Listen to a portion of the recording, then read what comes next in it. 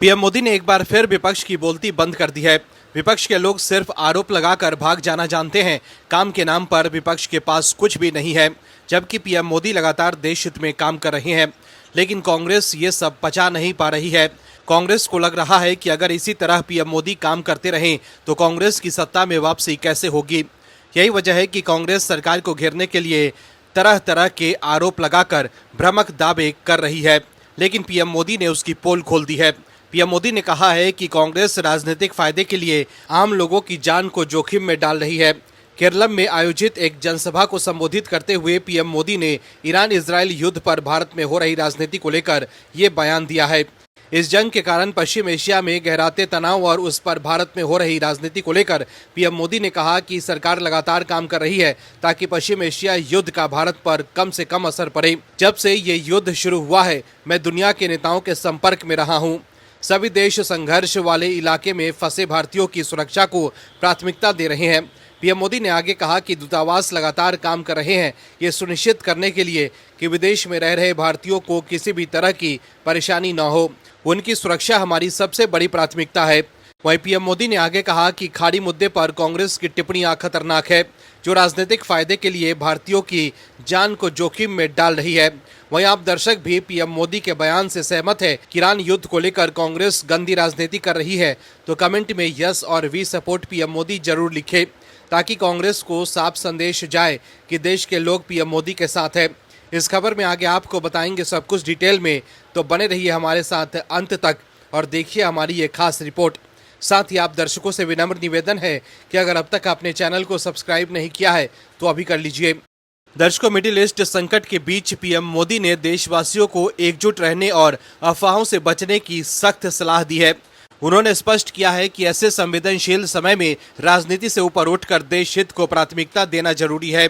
PM Modi ने चेतावनी दी है कि अफवाह फैलाने वाले देश को नुकसान पहुंचा रहे हैं और लोगों से अपील की कि वे सिर्फ सरकार द्वारा दी जा रही आधिकारिक जानकारी पर ही भरोसा करें।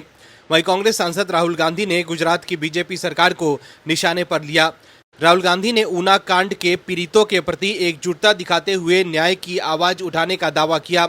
राहुल गांधी ने आरोप लगाया कि गुजरात की वर्तमान शासन में दलितों और आदिवासियों के खिलाफ भेदभाव बढ़ रहा है। दर्शकों, राहुल गांधी सिर्फ बीजेपी शासित राज्यों के बारे में बात करते हैं, लेकिन जिस राज्य में कांग्रेस की सरकार है वहां को लेकर वो चुप्पी साधे रहते हैं। वहीं गृह मंत्री अमित शाह ने असम में घुसपैठ के मुद्दे पर कड़ा रुख अपनाते हुए कहा है कि बीजेपी सरकार ने पिछले 10 वर्षों में असम में घुसपैठ को रोका है, लेकिन ये काफी नहीं है।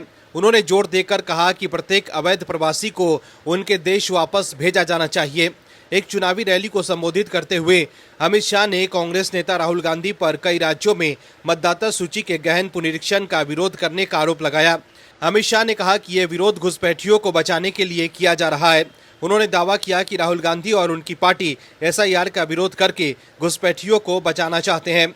अमित शाह ने यह भी कहा कि असम कांग्रेस प्रदेश अध्यक्ष गौरव गोगोई घुसपैठियों को बचाना चाहते हैं और उनसे इस मुद्दे पर अपना रुख स्पष्ट करने को कहा। वहीं बिहार के मुख्यमंत्री नीतीश कुमार ने विधान परिषद की सदस्यता से अपना इस्तीफा सौंप दिया। साथ ही बीजेपी के राष्ट्रीय अध्यक्ष नितिन नवीन ने भी एमएलए पद से रिजाइन किया। हाल ही में राज्यसभा के लिए चुने जाने के बाद वे दिल्ली की राजनीति में अपनी नई पारी की शुरुआत करेंगे। नीतीश कुमार के इस कदम के साथ ही बिहार में नेतृत्व परिवर्तन होगी। इनके इस्तीफे के बाद अब नए मुख्यमंत्री के निर्वाचन की प्रक्रिया शुरू की जाएगी। चारों सदनों के सदस्य रहने का गौरव हासिल करने वाले नीतीश कुमार का ये निर्णय राज्य की सत्ता संरचना में बड़े बदलाव का संकेत है। वहीं अखिल भारतीय मुस्लिम पर्सनल लॉ बोर्ड ने सुप्रीम कोर्ट से कहा है कि अदालतों को ये तय करने से बचना चाहिए कि आवश्यक धार्मिक प्रथा क्या है। बोर्ड ने कहा कि इस तरह की न्यायिक जांच संविधान के अनुच्छेद 25 और 26 के तहत दी गई धर्म की स्वतंत्रता में हस्तक्षेप के समान हो सकती है। आपको बता दें कि 5 जजों की बेंच ने धार्मिक स्थानों पर महिलाओं के साथ कथित भेदभाव का मामला बड़ी पीठ को रेफर किया था।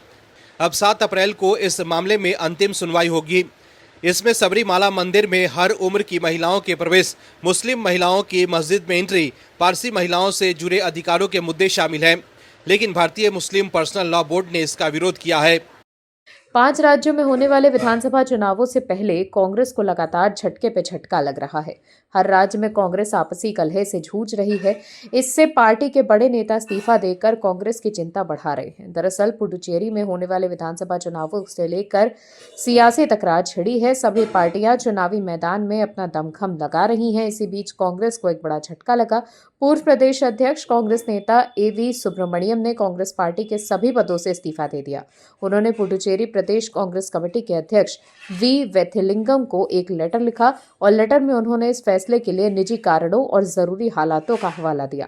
उनका ये फैसला पुडुचेरी कांग्रेस अध्यक्ष वी वेथिलिंगम द्वारा दिन में आगामी चुनावों के लिए पार्टी के 16 उम्मीदवारों की सूची जारी करने के बाद आया है।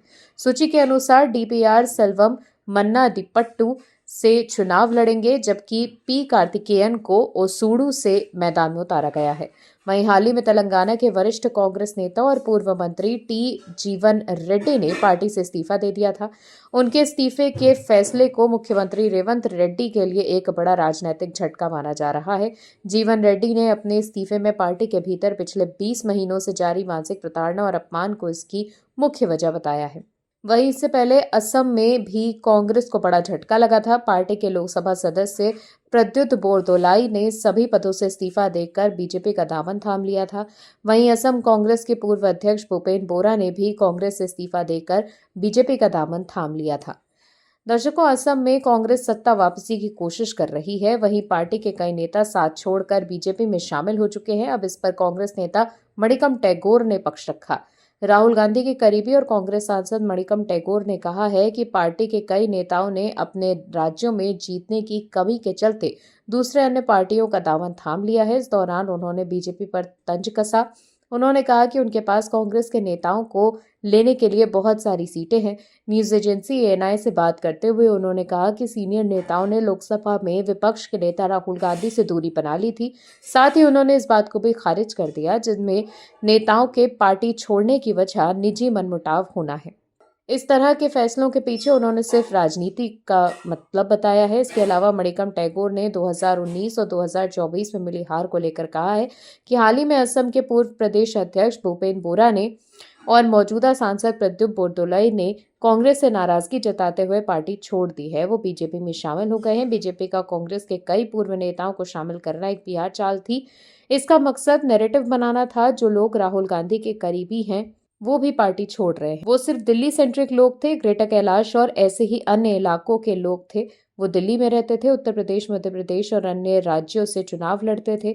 वहीं सभी दूसरी पार्टियों में चले गए। बीजेपी एक ऐसी पार्टी है जो खाली कुर्सियों से भरी पड़ी है।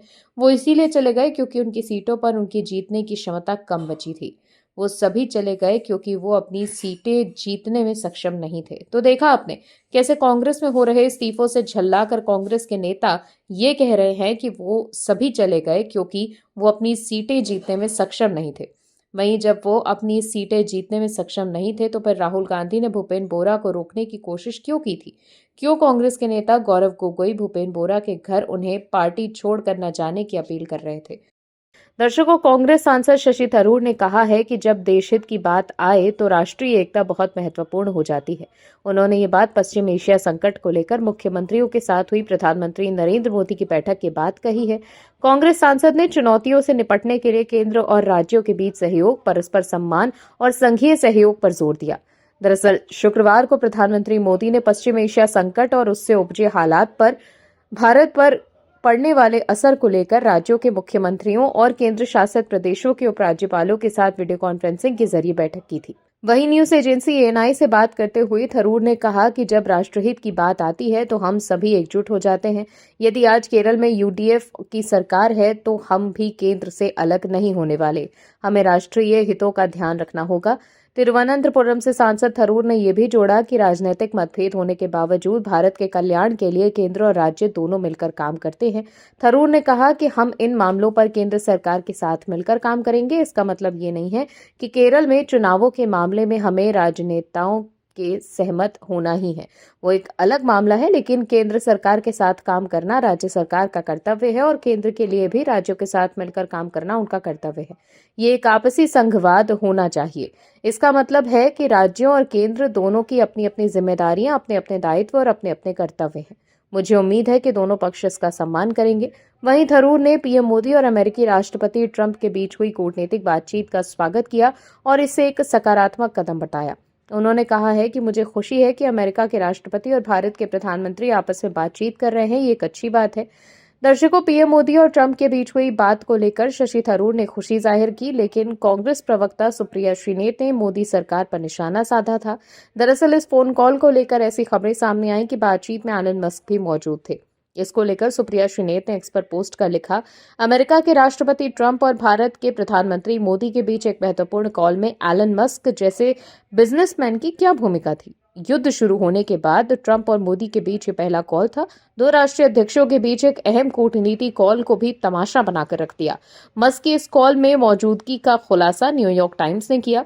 मोदी सरकार ने देश को ये बात क्यों नहीं बताई, लेकिन केंद्र सरकार ने उन सभी रिपोर्ट्स को सिरे से खारिज कर दिया जिनमें दावा किया गया था कि पीएम मोदी और अमेरिकी राष्ट्रपति डोनाल्ड ट्रंप की हाल में फोन कॉल पे हुई बातचीत में एलन मस्क भी शामिल थे। विदेश मंत्रालय ने स्पष्ट किया कि 24 मार्च को हुई ये बातचीत पूरी तरह से केवल दो देशों के राष्ट्रीय अध्यक्षों के बीच थी। दर्शकों, दिल्ली शराब घोटाले मामले में निचली अदालत से राहत मिलने के बाद अरविंद केजरीवाल की चिंता फिर बढ़ गई है।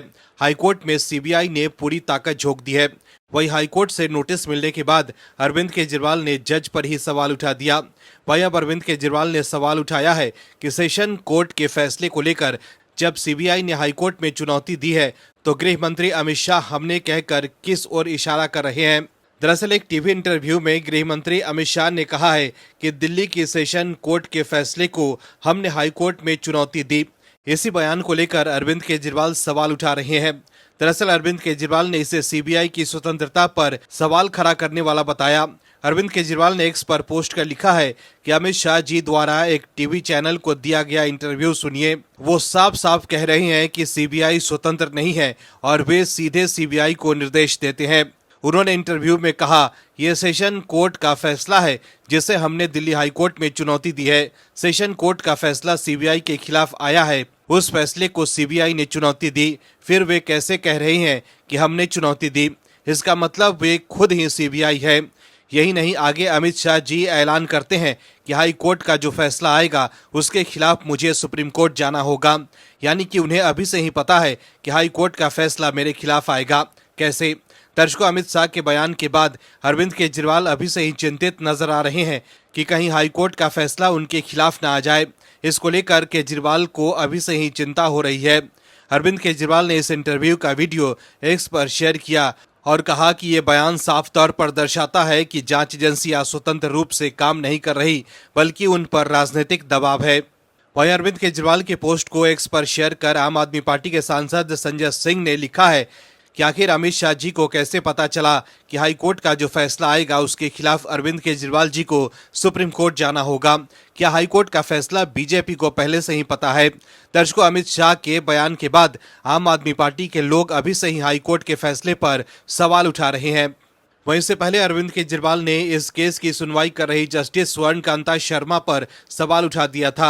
अरविंद केजरीवाल और आबकारी नीति मामले में अन्य आरोपियों ने दिल्ली हाईकोर्ट के मुख्य न्यायाधीश को पत्र लिखकर हाईकोर्ट से इस मामले को लेकर जज बदलने की मांग की थी।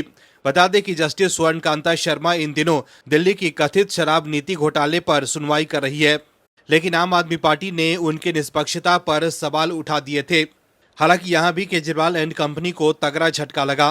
दरअसल दिल्ली हाई कोर्ट के चीफ जस्टिस ने अरविंद केजरीवाल की उस अर्जी को खारिज कर दिया जिसमें उन्होंने आबकारी नीति मामले से जुड़े अपनी याचिका को जस्टिस स्वर्णकांता शर्मा की बेंच से किसी दूसरे जज को ट्रांसफर करने की मांग की थी।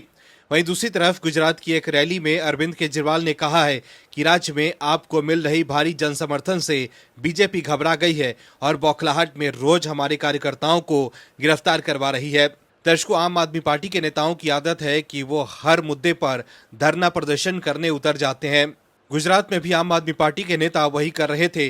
हालांकि उनके खिलाफ कार्रवाई कर पुलिस उन्हें गिरफ्तार कर ले रही है, जिसको लेकर अरविंद केजरीवाल बीजेपी पर निशाना साध रहे हैं। Bureau report OMH news. आप दर्शकों से विनम्र निवेदन है कि चैनल को सब्सक्राइब जरूर करें